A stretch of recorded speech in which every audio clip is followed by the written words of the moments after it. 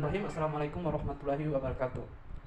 Pertama-tama saya mengucapkan puji dan syukur atas kehadirat Allah Subhanahu wa taala yang telah memberikan saya rahmat dan hidayahnya sehingga saya masih bisa mengerjakan tugas yang diberikan pada saya. Pertama-tama saya akan perkenalkan diri. Perkenalkan, nama saya Abdul Jamil dengan NIM 2012100506 dengan jurusan Sistem Informasi. Nah, untuk mengefisienkan waktu, tujuan saya membuat video ini yaitu menjelaskan tentang sistem informasi manajemen. Dan sekali lagi saya akan perkenalkan kelompok saya. Kelompok saya itu kelompok 3 dengan anggota-anggota yang akan nantinya perkenalkan diri masing-masing. Baik, untuk mengefisienkan waktu, saya akan menjelaskan tentang sistem informasi manajemen. Nah, sebelum kita mengetahui apa yang dimaksud dengan sistem informasi manajemen itu, kita harus mengetahui tentang outline sistem informasi manajemen. Nah, di situ terdapat beberapa poin, diantaranya: 1. Pengantar mata kuliah sistem informasi. 2. Konsep dasar dan struktur sistem informasi manajemen. 3. Konsep pengambilan keputusan sistem manajemen informasi. 4. Sistem informasi. 5. Aplikasi bisnis. 6. Yaitu pengembangan dan pembangunan sistem informasi manajemen. Nah, materi yang kedua yaitu tentang yang namanya teknologi informasi sistem database. Di situ terdapat 2 poin. Yang pertama itu konsep sistem database. Yang kedua itu peranan sistem database. Nah, pertama yang kita jelaskan itu tentang konsep sistem database. Di situ terdapat pengertian database. Nah, database itu adalah suatu sekumpulan data terhubung yang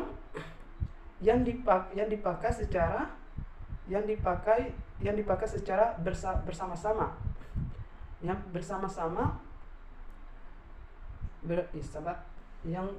sama-sama pada suatu media tanpa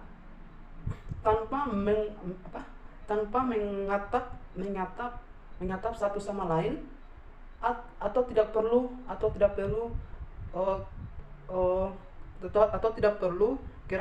kelengkapan data, atau dengan cara tertentu sehingga digunakan atau ditampilkan kembali. Saya ulang kembali. Database adalah suatu kumpulan data terhubung yang disimpan secara bersama-sama pada suatu media tanpa mengatap satu sama lain, atau tidak perlu kelengkapan data atau dengan cara tertentu sehingga digunakan atau ditampilkan kembali. Nah, setelah kita ketahui apa yang dimaksud dengan setelah kita ketahui tentang apa yang dimaksud dengan database itu, di situ terdapat beberapa kriteria dari database. Yang pertama itu bersifat data oriented atau bukan program oriented. Yang kedua yaitu dapat digunakan oleh beberapa program aplikasi tanpa mengubah sistem database-nya. Yang ketiga itu dapat berkembang dengan baik volume ataupun strukturnya. Yang keempat yaitu dapat memahami kebutuhan sistem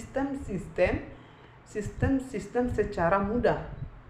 Yang kelima, dapat digunakan dengan cara-cara yang berbeda. Yang keenam yaitu kelengkapan data minimal.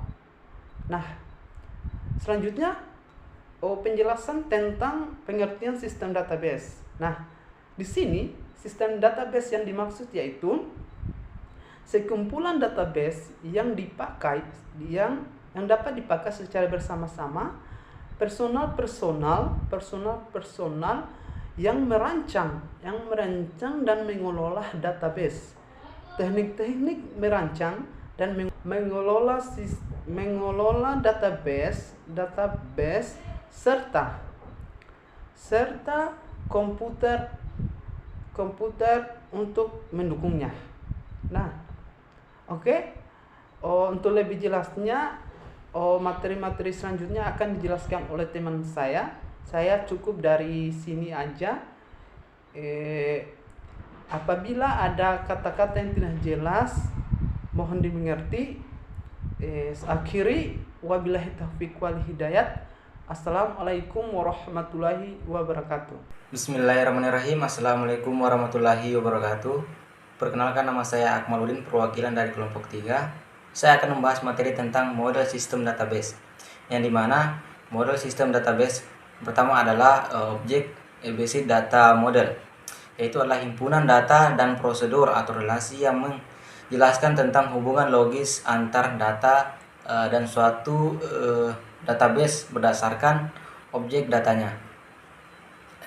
Adapun bagian dari objek basic data model, yang pertama ada entity relation model, merupakan suatu model untuk menjelaskan hubungan antar data dalam database berdasarkan suatu persepsi bahwa real world terdiri dari objek dasar yang mempunyai hubungan atau relasi antar objek-objek tersebut. Relasi antar objek dilukiskan menggunakan simbol grafis tertentu. Adapun skema dari entity relationship model, di sini terdapat bank, customer, dan tabungan, di mana di sini bank merupakan penghubung antara customer dan tabungan, yang dimana customer memiliki beberapa bagian, ada atribut, alamat, nama, dan nomor tabungan. Begitu pula dengan tabungan memiliki beberapa bagian, ada atribut, nomor tabungan, dan saldo. Yang kedua yaitu adalah semantic model, hampir sama dengan entity relationship model. Perbedaannya terletak pada relasi antar objek dasar tidak dinyatakan dengan simbol, tetapi menggunakan kata-kata semantik. Adapun skemanya yaitu adalah skema dari semantic model. Seperti pada skema terdapat consumer, tabungan, dan bank. Seperti Pak Amir ingin merupakan nasabah yang ingin menabung melalui perantara bank, yang dimana tabungan ini memiliki beberapa bagian, yaitu ada nomor tabungan dan saldo. Begitu pula dengan bagian Pak Amir memiliki bagian, yaitu adalah alamat dan nomor tabungan. Selanjutnya yaitu adalah record basic data model, berdasarkan pada record yang menjelaskan kepada user tentang hubungan antar data dalam database. Selanjutnya adalah bagian dari record basic data model. Bagiannya itu adalah yang pertama adalah relation model, menjelaskan kepada user tentang hubungan logis antar data dalam database yang memvisualisasikan ke dalam bentuk tabel yang terdiri dari sejumlah baris dan kolom yang menunjukkan atribut tertentu.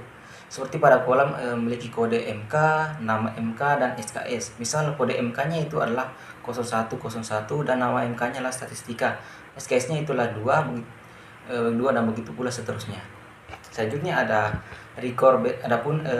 Selanjutnya adalah hierarchical model atau tree structure, yang menjelaskan kepada kepada user tentang hubungan logis antar data dalam database dalam bentuk hubungan bertingkat atau hierarki. Itu adalah elemen penyusunannya disebut node, yang pada kenyataan dapat berupa rinci data,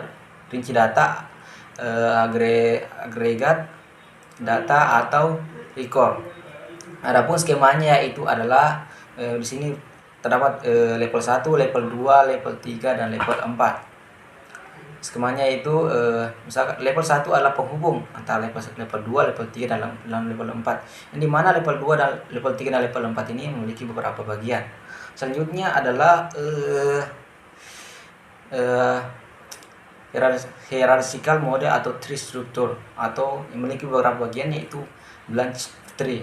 Satu tipe data dalam model hierarki bila masing-masing node mempunyai cabang yang jumlahnya sama dan kapasitas pencabangannya dimulai pada level paling atas, kemudian menurun berkembang dari kiri ke kanan dan masing-masing level yang sama.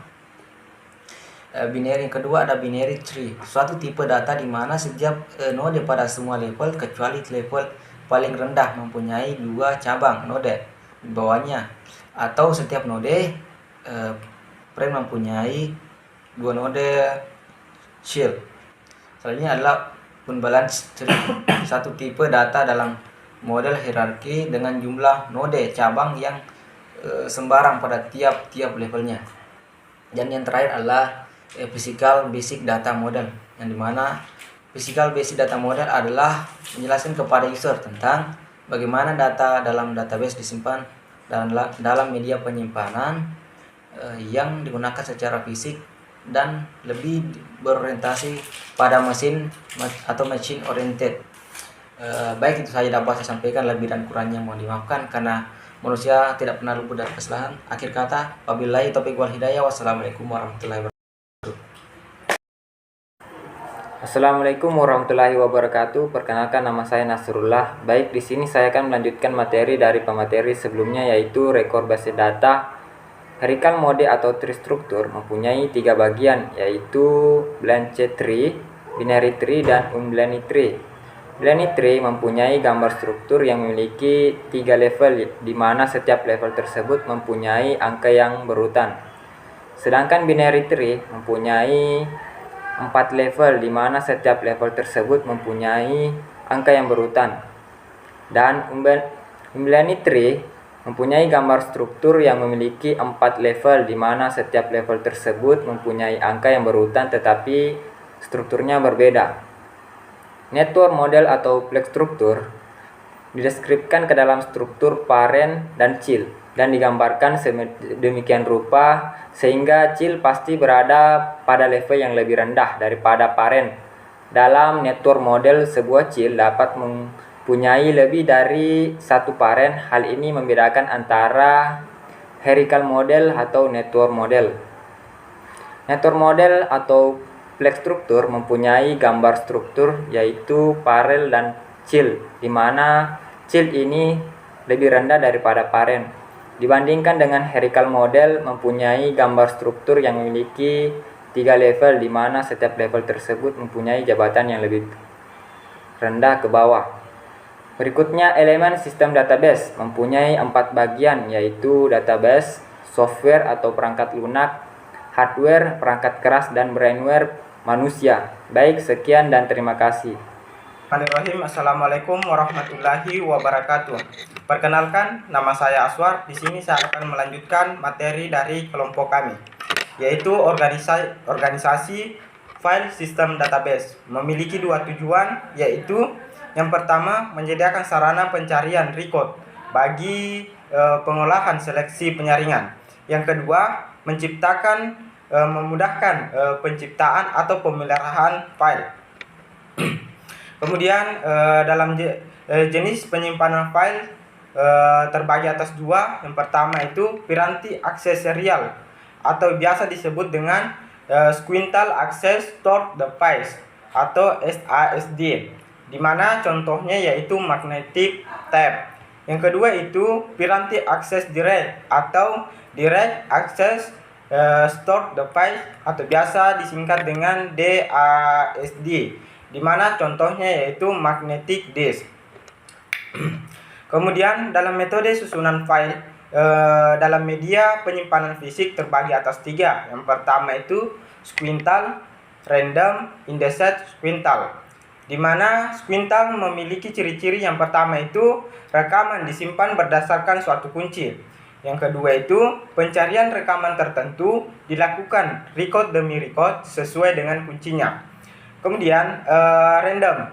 Dalam metode ini atau metode random, kunci rekaman ditransformasikan ke dalam alamat penyimpanan media fisik secara acak atau biasa disebut dengan random. Kemudian Indeset Quintal, di mana memiliki ciri yang pertama itu merupakan gabungan antara metode Quintal dan metode random. Yang kedua yaitu record disimpan secara berurutan dengan penggunaan kunci. Yang ketiga, masing-masing record diberi akses indeks. Kemudian pengalamatan dilakukan secara acak. Keempat, perlunya penyimpanan tambahan yaitu untuk file indeks. Kemudian database manajemen sistem atau biasa disingkat dengan DBMS adalah suatu aplikasi perangkat lunak yang menyimpan struktur database, data itu sendiri, hubungan antar data di dalam database maupun formulir dan laporan yang berhubungan dengan database. Kemudian fungsinya yaitu memberi fasilitas yang tersedia dan dapat digunakan untuk melakukan fungsi pengaturan, pengawasan, pengendalian, kontrol, pengolahan, dan koordinasi terhadap semua proses operasi manajemen suatu skema atau subskema yang digunakan DBMS untuk melayani program-program aplikasi dengan mengeksekusi operasi-operasi. Kemudian relation database. Dalam relation database, model data rasional menjelaskan kepada pemakai atau user tentang memvisualisasikan ke dalam bentuk tabel 2 dimensi yang terdiri dari sejumlah baris dan kolom yang menunjukkan atribut. Kemudian dalam relasi, model database rasional mempunyai beberapa karakteristik. Ada 4. Yang pertama, semua entry atau elemen pada suatu baris dan kolom tertentu harus mempunyai nilai tunggal atau suatu nilai yang tidak dapat dibagi lagi. Yang kedua yaitu semua entry atau elemen data pada suatu kolom tertentu dalam relasi yang harus sama harus mempunyai jenis yang sama. Kemudian yang ketiga, masing-masing kolom dalam suatu relasi mempunyai suatu nama yang unik. Kemudian yang keempat, pada suatu relasi tabel yang sama tidak ada duanya baris yang identik. Itulah penjelasan dari saya. Saya serahkan kepada pemateri selanjutnya. Kurang lebihnya mohon dimaafkan. Assalamualaikum warahmatullahi wabarakatuh. Assalamualaikum warahmatullahi wabarakatuh. Baiklah, materi selanjutnya itu peranan sistem database. Sistem database sebagai komponen SIM, sistem database sangat diperlukan dalam mendukung fungsi kinerja SIM sebagai komponen penyusun. Sistem database dapat disertakan dengan bahan baku bagi suatu produk dalam proses produksi, yang apabila bahan baku tidak tersedia, maka semua proses atau kegiatan produksi tersebut akan berhenti atau tidak akan pernah terjadi. Nah, berikut terdapat sebuah sistem database, yaitu sebagai infrastruktur SIM. Ya, di dalamnya itu terdapat sistem pendukung keputusan atau DSS. Yang kedua itu sistem informasi manajemen atau MIS. Yang ketiga itu ada sistem pengolahan transaksi atau biasa disebut dengan TPS. Ada juga sistem manajemen basis data atau DBMS. Yang di bawahnya itu terdapat sistem basis data. Oke, selanjutnya itu sistem database sebagai sumber informasi SIM. Sistem database mempunyai fungsi sebagai penyedia kebutuhan utama data bagi para pemakai atau informasi bagi para pengambil keputusan. Sedangkan DBMS melakukan fungsi pengolahan untuk memanipulasi data sehingga diperoleh suatu